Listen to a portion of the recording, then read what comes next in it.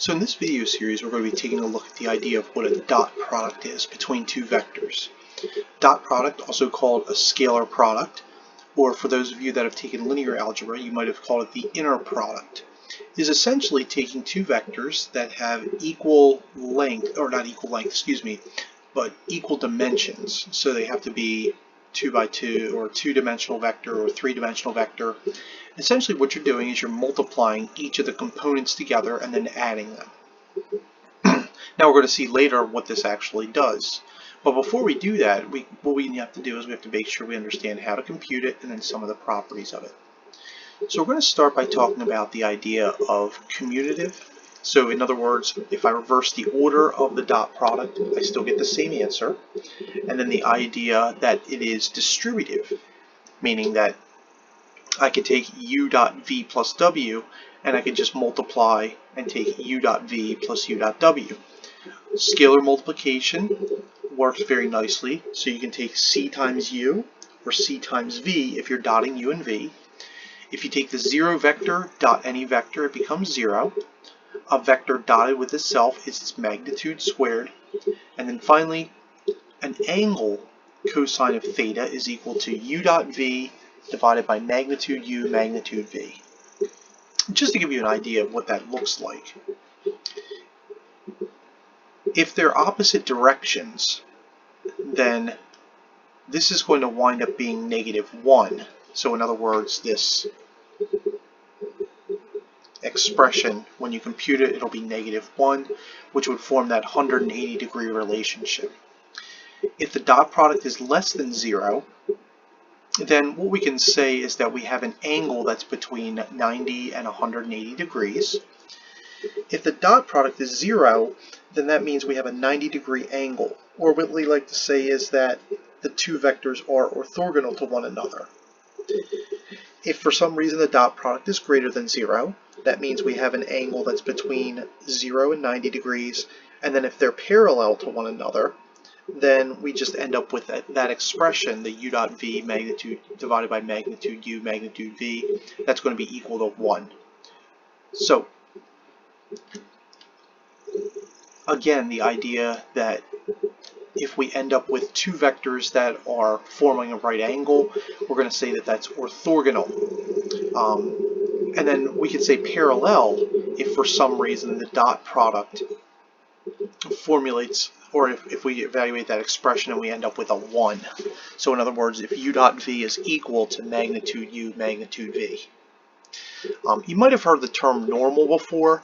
Normal we're going to talk about a little bit later, but that's the relationship between a vector and a plane. They form a right angle. We also have these directional cosines that we're going to be able to find, and directional cosines are essentially going to be the angle from I, J, and K. Now we call those alpha, beta, and gamma. All right, so alpha is going to be the angle formed from the x-axis, if you would, or the standard unit vector I. Beta is the angle formed by the standard unit vector j and a vector, and then gamma is the angle formed by standard unit vector between the z-axis and and that vector v. Not that it has any consequence, but since they are unit vectors, and we took the cosine of each of those, all right,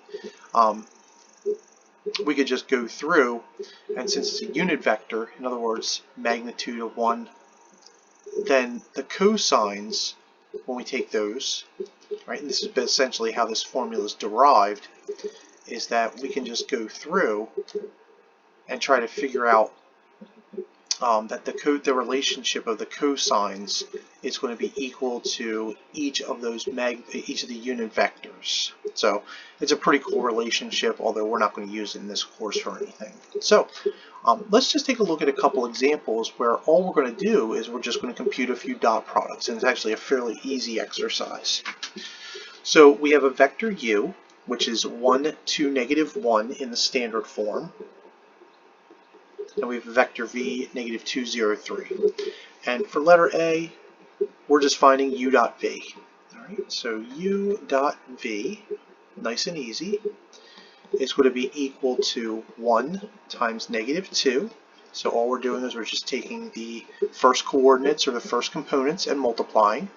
2 times 0, 3 times negative 1. All right? And u dot v is just going to equal negative 5 for us. Notice that the dot product always gives us a constant. All right, so if you ever get a vector out of a dot product, you're probably doing it incorrectly. U dot u can be found in one of two ways. We could find the dot product, or we could just find the magnitude squared. So u dot u is going to be 1 times 1 plus 2 times 2 plus negative 1 times negative 1. That should work out to be 6. All right, so not too difficult. Finally, u dot 2v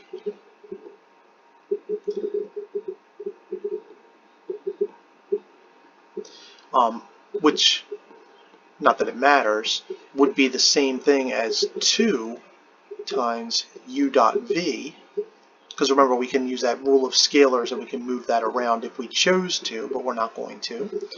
So that's going to be, now remember u is 1, 2, negative 1, and v is negative 2, 0, 3, so we're going to multiply v by 2. So this is going to be equal to 1 times negative 4 plus 2 times 0, and then negative 1 times 6. And u dot 2v should be negative 10. Alright, so nice and easy. Just a couple basic proofs just to illustrate some of the properties of the dot product. U dot v plus w is equal to u dot v plus u dot w. So in other words, we want to prove that the dot product is distributive.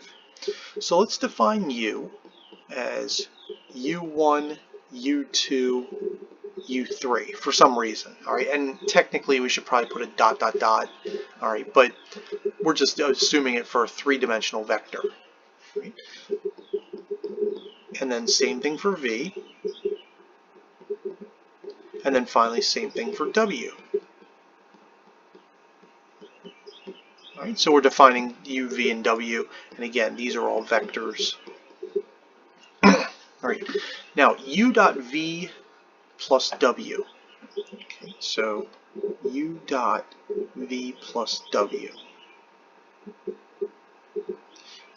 Now there's a couple ways we could do this. All right, one of the things we could do is we could just add v and w together first, and then find the dot product of that, and then see if that's equal to u dot v plus u dot w. All right, so that's going to be equal to, let's just have u dot,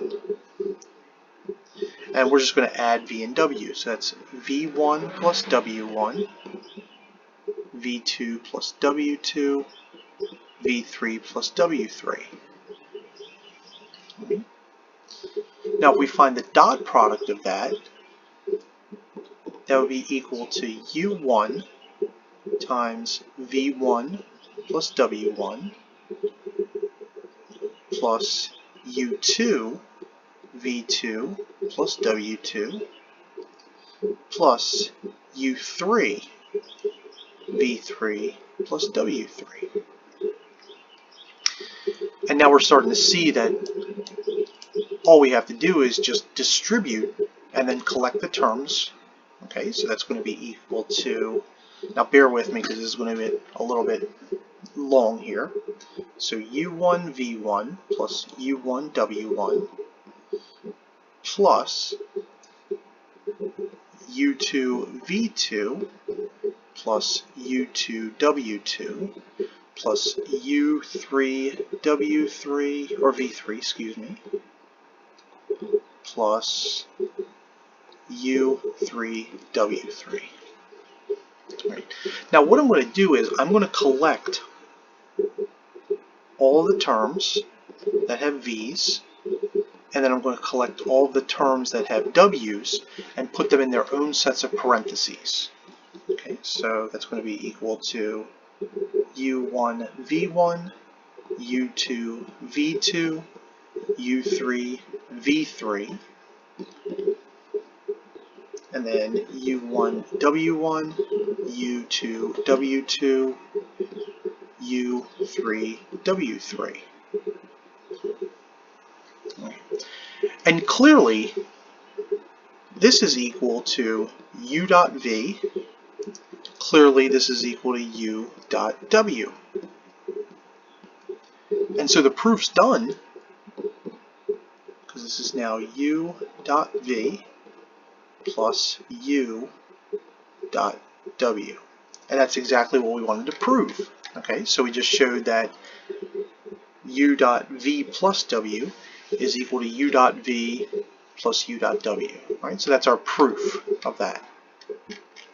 A secondary proof, this one's actually really easy. V dot V is equal to V magnitude squared. All right, now let's recall that magnitude V is equal to V1, V2, V3. Okay, and so we can just dot that with itself and then find the magnitude squared of that. All right, so let's just find both of those.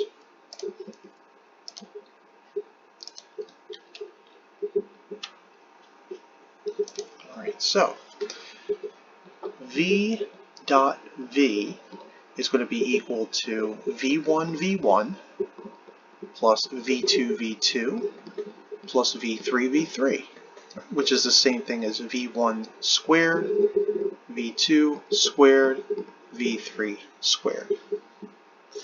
Magnitude of V squared is equal to the square root of V1 square, V2 square, V3 square, and then we're going to square all of that.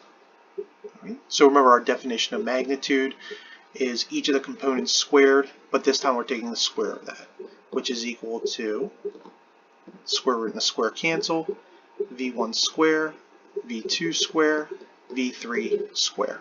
And clearly, those two are equivalent to one another, which means that yes, those two are indeed equal with respect to at least a three-dimensional vector. If you wanted to prove for any space of size n, then you could just do dot, dot, dot, and put an ellipsis on those. I just, quite honestly, was lazy and didn't feel like doing it. All right, so in the next examples, we're going to be taking a look at the angles between two vectors. But hopefully this is a good overview of the dot product and for you to understand how to utilize the dot product operatively.